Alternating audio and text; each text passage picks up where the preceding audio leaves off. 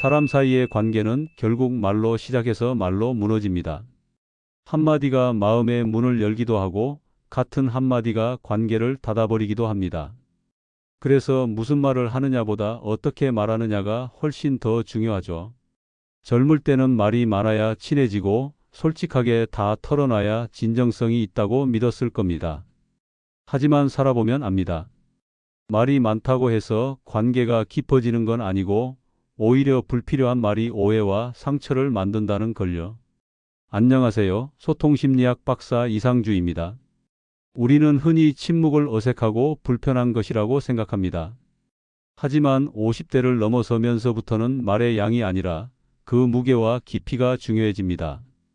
내가 무심코 던진 한마디가 누군가에겐 상처가 되고 애써 지켜온 관계에 금이 가게 만들기도 하죠.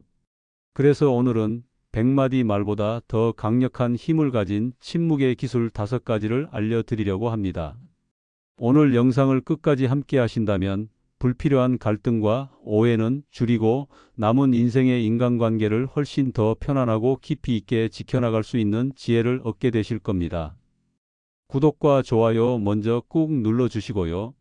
정말 여러분께 힘이 되어 드리고자 마음을 다해 준비한 이야기이니 끝까지 귀 기울여 주시길 바랍니다. 그렇다면 첫 번째 질문을 던져보겠습니다. 도대체 왜 나이가 들수록 말이 많아지면 관계가 꼬이기 시작하는 걸까요? 젊은 시절에는 그렇게나 제잘거리며 이야기꽃을 피워야만 우정이 깊어지는 것 같았는데 말입니다. 그 이유는 우리 인생의 무게추가 옮겨갔기 때문입니다. 우리의 마음을 하나의 컵이라고 생각해 보겠습니다. 젊을 때는 컵이 텅 비어 있어 무엇이든 채우고 싶어 합니다. 내 경험, 내 생각, 내 감정을 쉴 새 없이 쏟아내며 상대방과 컵을 채워나가는 과정 자체가 즐거움이었습니다. 하지만 50년 넘게 살아온 우리의 마음의 컵은 어떻습니까? 이미 수많은 경험과 생각, 기쁨과 슬픔으로 가득 차 있습니다. 여기에 무언가를 더 담으려고 조심성 없이 말을 쏟아붓기 시작하면 그 컵은 이내 넘쳐흐르고 맙니다. 넘쳐흐른 말들은 본래의 좋은 뜻은 사라지고 그저 바닥을 어지럽히는 불필요한 얼룩이 될 뿐입니다. 예를 들어 얼마 전 은퇴한 김 부장님 이야기가 있습니다. 평생 한 분야에서 전문가로 살아온 분이라 아는 것도 많고 경험도 풍부합니다. 후배들이나 자식들을 만나면 늘 도움이 되고 싶은 마음에 자신의 경험담을 길게 늘어놓곤 했습니다. 내가 젊었을 때는 말이야. 그럴 땐 이렇게 해야 실수가 없어. 그 방법보다는 이 방법이 훨씬 효율적이야. 김 부장님의 모든 말은 선의에서 비롯된 것이었습니다. 하지만 듣는 사람들은 시간이 지날수록 점점 표정이 굳어갔습니다. 처음에는 감사히 듣던 조언들이 어느 순간부터는 잔소리로 들리기 시작했고 나중에는 은근히 그 자리를 피하게 되었습니다. 김 부장님의 말 속에는 틀린 정보가 하나도 없었습니다. 모두 피가 되고 살이 되는 유용한 정보였을지도 모릅니다. 하지만 그 많은 말 속에는 듣는 사람이 원하지 않는 정보와 미처 헤아리지 못한 오해의 소지가 함께 담겨 있었습니다.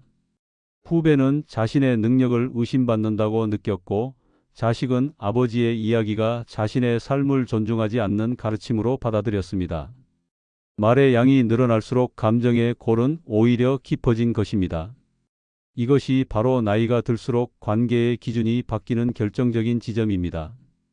20대, 30대에는 옳고 그름을 따지고 누가 더 논리적인지, 누가 더 많이 아는지를 겨루는 대화가 의미 있었을지 모릅니다. 하지만 수많은 관계의 흥망성쇠를 겪어본 우리에게는 이제 옳고 그름보다 더 중요한 가치가 생겼습니다. 바로 편안함입니다. 그 사람과 함께 있으면 마음이 편안한가? 그 사람과의 대화가 나를 지치게 하지는 않는가?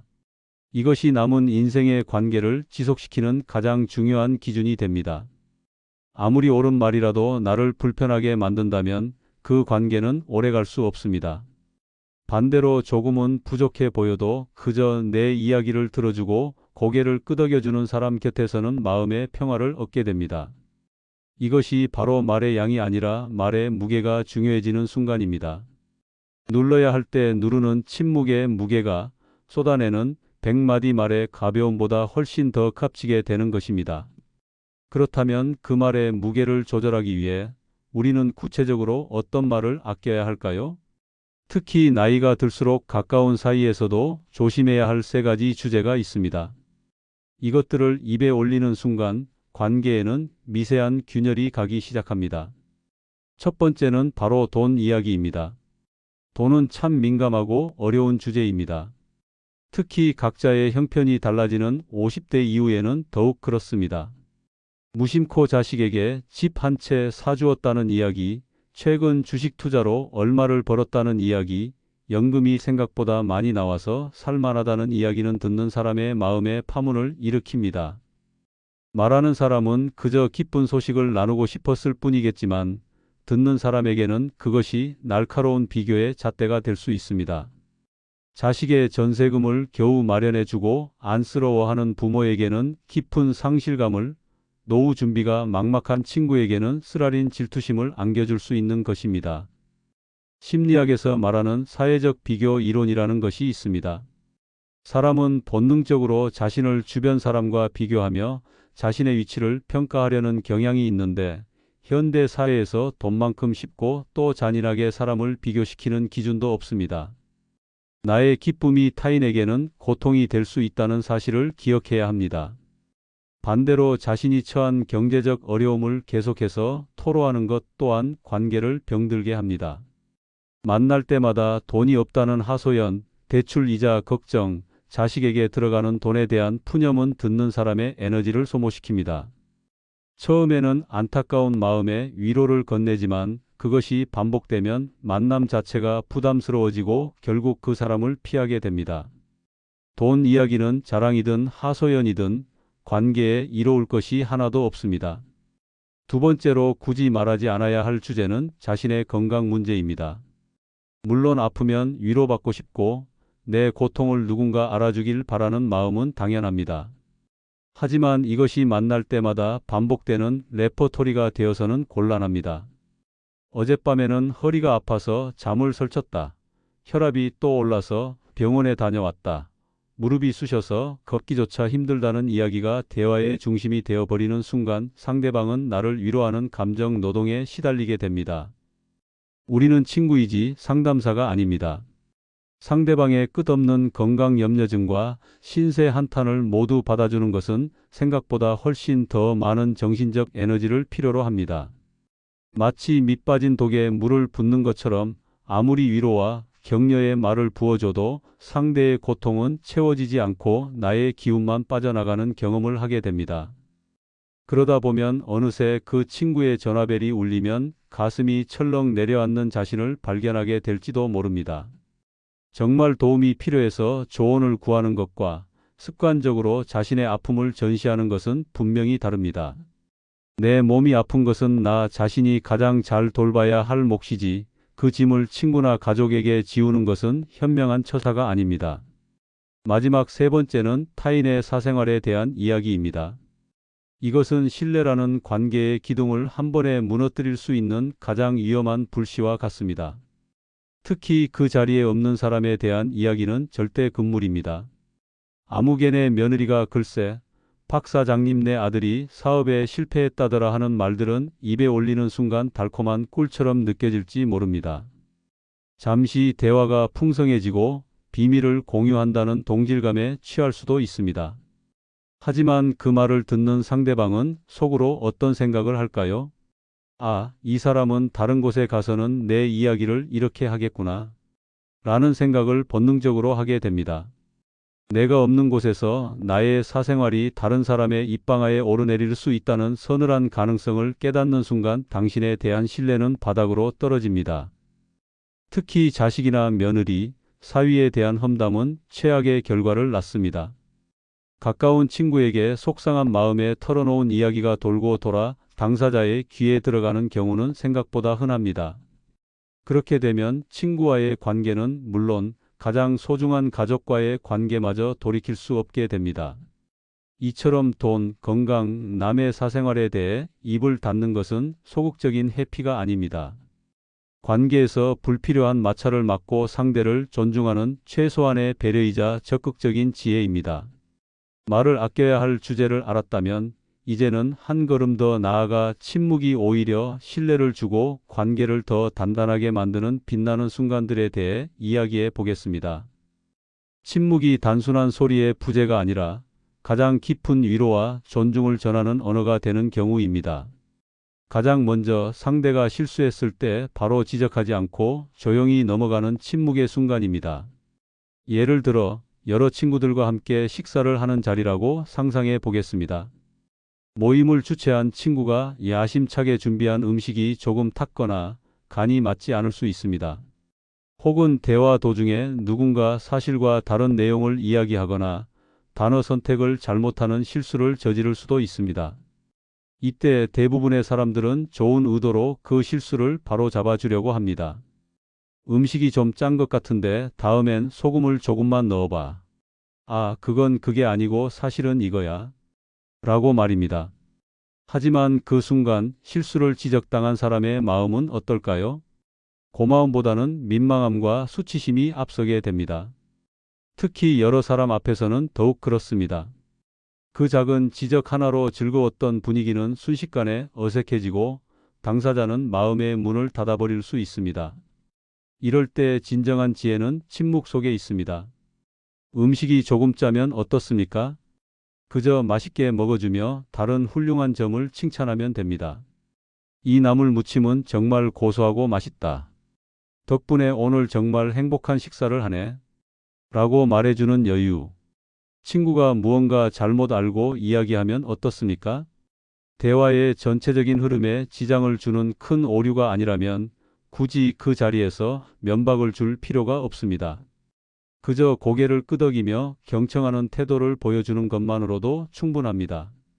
이렇게 상대의 작은 실수를 눈감아주는 침묵은 나는 당신의 체면을 지켜주고 존중합니다. 라는 무언의 메시지를 전달합니다. 이것은 상대방에게 엄청난 심리적 안정감을 줍니다. 아, 이 사람 앞에서는 내가 조금 실수해도 괜찮구나. 나를 공격하지 않고 지켜주는 사람이구나. 이러한 믿음이 쌓일 때 비로소 진정한 신뢰가 자라나는 것입니다. 두 번째로 침묵이 신뢰를 주는 결정적인 순간은 누군가 어렵게 털어놓은 비밀스러운 이야기를 끝까지 지켜주는 행동입니다. 살다 보면 가장 가까운 가족에게조차 말 못할 고민이 생기기 마련입니다. 배우자와의 갈등, 자식의 속 썩이는 문제, 남모를 경제적인 어려움 같은 것들 말입니다. 어느 날 친구가 눈물을 글썽이며 이런 속 깊은 이야기를 여러분에게 털어놓았다고 생각해 봅시다. 그 순간 여러분은 그 친구의 세상에서 가장 안전한 피난처가 된 것입니다. 이때 우리가 보여줄 수 있는 최고의 위로와 신뢰의 표현은 화려한 조언이나 섣부른 해결책 제시가 아닙니다.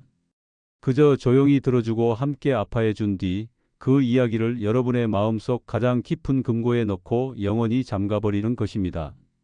여기서 중요한 것은 단지 다른 사람에게 그 비밀을 옮기지 않는 것에서 그치지 않는다는 점입니다. 진정한 침묵은 그 친구를 다시 만났을 때 먼저 그 이야기를 꺼내지 않는 배려까지 포함합니다. 괜찮아졌어? 그 문제는 어떻게 됐어? 라고 묻는 것조차 상대에게는 상처를 다시 헤집는 고통이 될 수 있습니다. 그가 먼저 다시 이야기하기 전까지는 나는 아무것도 듣지 못했다는 듯이 평소와 똑같이 그를 대하는 것. 이것이 바로 말보다 강력한 지켜주는 태도입니다. 심리학에서는 이를 심리적 안전기지라고 표현합니다. 내가 어떤 모습이든 어떤 비밀을 털어놓든 비난받거나 평가받을 걱정 없이 온전히 수용될 수 있는 관계를 의미합니다. 이러한 관계는 결코 많은 말로 만들어지지 않습니다. 오히려 결정적인 순간에 입을 닫고 상대의 아픔과 비밀을 온전히 내 마음에 품어주는 묵직한 침묵과 지켜주는 태도를 통해 완성됩니다. 이러한 경험을 한 사람은 여러분을 평생의 귀인으로 여기며 어떤 상황에서도 변치 않는 깊은 신뢰를 보내게 될 것입니다.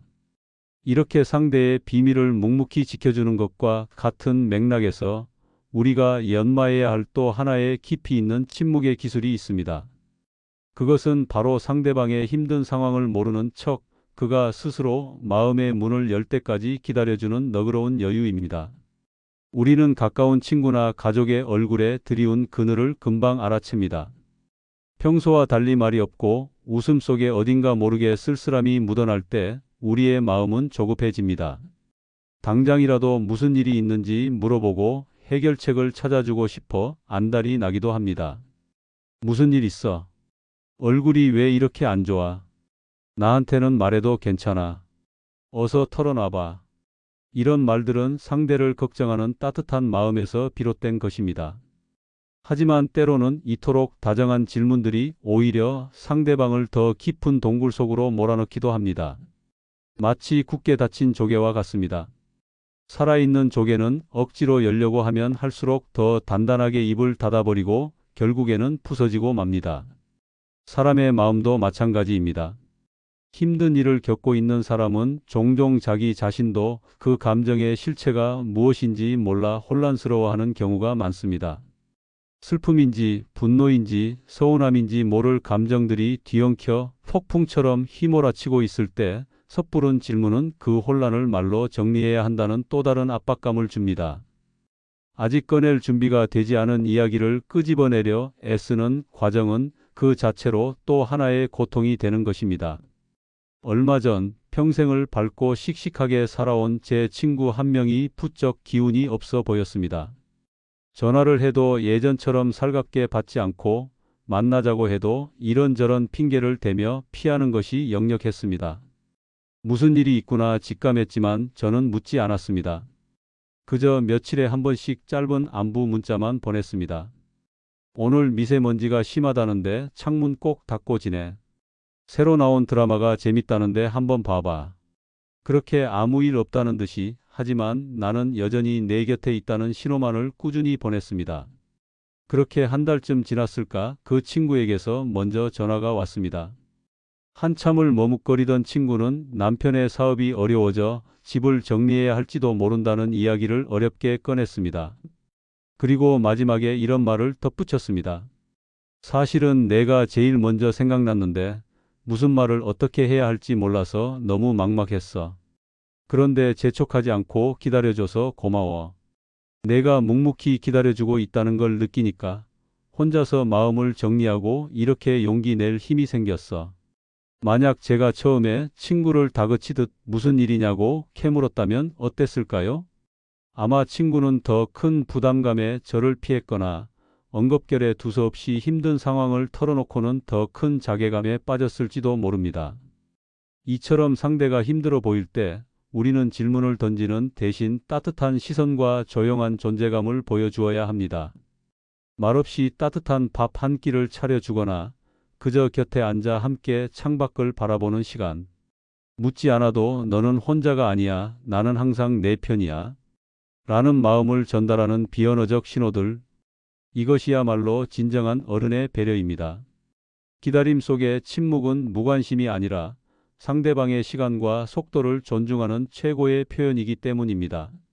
나는 너를 믿는다. 내가 스스로 일어설 힘이 있다는 것을 믿고 내가 나를 필요로 할 때까지 여기서 기다리겠다는 가장 깊은 신뢰의 메시지인 것입니다. 이렇게 상대방의 시간을 존중하며 기다려주는 침묵과 더불어 우리의 마음을 100마디 말보다 더 따뜻하게 전달하는 것들이 있습니다. 바로 아주 작고 사소해서 그냥 지나치기 쉬운 행동들입니다. 인간의 뇌는 생각보다 훨씬 더 정직하고 예민해서 화려한 언어보다는 진심이 담긴 작은 행동에 더 크게 반응하도록 설계되어 있습니다. 심리학자들에 따르면 말이라는 것은 우리 뇌의 논리적인 부분을 거쳐 해석되지만 미소나 고갯짓, 작은 손길 같은 비언어적 신호는 감정을 담당하는 뇌에 직접적으로 전달된다고 합니다. 그래서 아무리 좋은 말로 위로를 해도 마음에 와닿지 않을 때가 있지만 말없이 건네는 따뜻한 차 한 잔에 눈물이 핑 도는 감동을 느끼게 되는 것입니다. 제 어머니는 평생 말씀이 많은 분이 아니셨습니다. 자식들이 속상한 일로 집에 들어와도 왜 그러냐, 무슨 일이냐 묻는 법이 없으셨습니다. 그저 묵묵히 부엌으로 들어가 밥상을 차리시거나 잘 익은 과일 하나를 깎아 조용히 내미시는 게 전부였습니다. 어린 시절에는 그런 어머니가 조금은 무심하다고 생각했던 적도 있습니다. 하지만 나이가 들어 세상의 풍파를 겪어보니 그때 어머니가 말없이 차려주시던 밥상과 깎아주시던 과일 속에 얼마나 큰 위로와 사랑이 담겨 있었는지를 깨닫게 됩니다. 백마디의 걱정과 조언보다 따뜻한 밥 한 그릇이 주는 너는 굶지 마라, 기운 내라 라는 응원이 훨씬 더 강력했던 것입니다. 우리가 일상에서 실천할 수 있는 이런 작은 행동들은 정말 많습니다. 친구의 이야기에 그저 온화한 미소를 지으며 고개를 끄덕여 주는 것, 상대가 피곤해 보일 때 조용히 어깨를 한번 주물러 주는 것, 날씨가 쌀쌀한 날 따뜻한 커피 한 잔을 말없이 사서 건네는 것, 이런 행동들에는 많은 돈이나 시간이 필요하지 않습니다. 필요한 것은 오직 상대를 향한 세심한 관찰과 마음뿐입니다. 한 방송에서 소개된 이야기가 있습니다. 아내와 사별하고 깊은 슬픔에 빠져 식음을 전폐하던 한 할아버지가 계셨습니다. 자식들이 아무리 위로하고 좋은 음식을 해다 드려도 소용이 없었습니다. 그런데 어느 날 옆집에 사는 할머니가 찾아와 아무 말 없이 할아버지 앞에 앉아 귤 2개를 까서 탁자 위에 놓고는 그냥 돌아갔습니다. 다음 날도 그 다음 날도 할머니는 말없이 와서 귤을 까놓고 가기를 반복했습니다. 며칠이 지나자 할아버지는 그 귤을 하나 집어 드셨고 조금씩 기운을 차리기 시작했다고 합니다. 할머니의 말 없는 행동 속에서 나를 걱정하고 지켜보는 사람이 있다는 사실을 깨닫고 다시 살아갈 용기를 얻었던 것입니다. 이처럼 말 없는 행동 하나가 때로는 장황한 위로의 말보다 훨씬 더 깊은 울림으로 평생 기억에 남습니다. 그것은 당신을 생각하고 있다는 가장 순수한 형태의 증거이기 때문입니다. 말은 때로 오해를 낳고 진심을 왜곡시키기도 하지만 마음에서 우러나온 행동은 그 자체로 완전한 언어가 됩니다. 우리의 남은 인생은 바로 이 말 없는 언어를 더욱 풍성하게 만들어가는 시간이 되어야 합니다. 오늘 우리는 말이 많을수록 관계가 틀어지는 이유부터 말없이 마음을 전하는 작은 행동의 가치까지 함께 이야기 나누어 보았습니다. 이 모든 이야기를 관통하는 핵심은 단 하나입니다.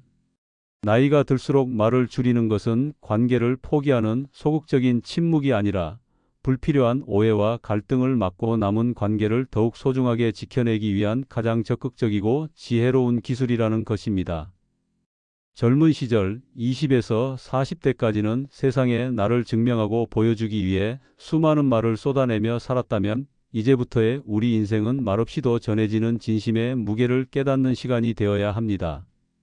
상대의 실수를 보아도 잠시 눈 감아주는 여유, 힘든 상황을 겪는 이에게 섣부른 질문 대신 묵묵히 곁을 지켜주는 기다림, 그리고 100마디 말보다 따뜻한 눈빛과 작은 미소 하나.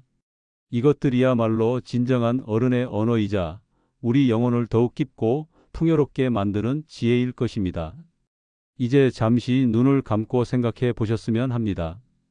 여러분의 주변에 말이 없어서 혹은 말을 아껴주어서 오히려 더 고맙고 편안한 친구나 가족은 몇 명이나 있으신가요? 아마 분명히 떠오르는 얼굴이 있을 겁니다. 그분들이 바로 오늘 우리가 이야기 나눈 침묵의 기술을 몸소 실천하며 여러분의 곁을 지켜준 귀한 인연들입니다. 오늘 이야기가 여러분의 마음에 작은 울림을 드렸다면 구독과 좋아요, 그리고 알림 설정을 꼭 부탁드립니다. 저희가 더 좋은 내용을 만드는데 정말 큰 힘이 됩니다. 그리고 오늘 내용이 마음에 와닿으셨다면 문득 떠오르는 소중한 지인에게 이 영상을 조용히 공유해 주세요. 아마 1000마디 말보다 더 깊은 마음이 전해질 것입니다. 또한 여러분의 생각을 댓글로 남겨주시면 더없이 감사하겠습니다. 오늘 영상에 대한 따뜻한 응원의 댓글도 좋고 혹시 말보다 행동으로 더 큰 위로와 감동을 받았던 경험이 있으시다면 그 소중한 경험담을 함께 나누어 주세요. 한 분 한 분의 댓글을 빠짐없이 읽고 저희 또한 배우겠습니다. 인생 한 줄은 다음에도 여러분의 삶을 더욱 깊이 있게 만드는 이야기로 찾아뵙겠습니다. 다음 영상에서는 많은 분들이 궁금해 하시지만 차마 묻지 못했던 주제, 바로 중년의 불륜에 대해 이야기해 보려 합니다. 그것은 단순히 성욕 때문이 아닙니다. 그들의 마음을 송두리째 흔들었던 진짜 이유는 따로 있었습니다. 다음 영상도 꼭 기대해 주십시오. 오늘도 여러분의 귀한 시간을 함께 해 주셔서 진심으로 감사합니다. 부디 편안한 하루 보내시길 바랍니다.